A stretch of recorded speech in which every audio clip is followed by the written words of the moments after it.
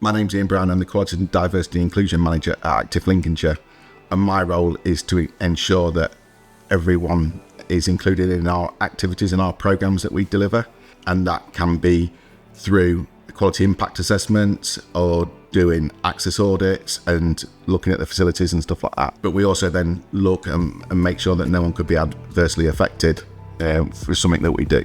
I have always been involved in sport. I used to do judo to a high standard, and me and my two brothers were in the East Midlands squad, and my other brother went on to represent the country.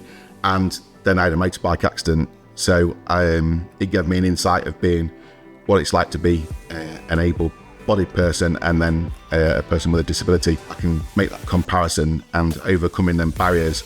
There's a lot of barriers to other protected characteristics taking part in sport. So it helped me give an insight. And one of the things that I did when I had my accident, I wanted to get back into sport and I wanted to run my own basketball club.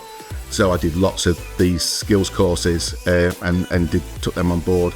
So coaching disabled performers, and the titles have changed now. But on this package, there's lots of things that could help you become a coach and help you gain that extra knowledge, as well as being a good coach. You need that knowledge and that background, and these courses give you that insight and just the odd nugget and two that even though you're an experienced coach, you can pick up on things that you didn't know, and that could also give you that difference between being a good coach and a better coach. I won't say a great coach. It's what we need is education, and a lot of the clubs used to have mandatory stuff in and national governing bodies, and they've cut back on that EDI knowledge.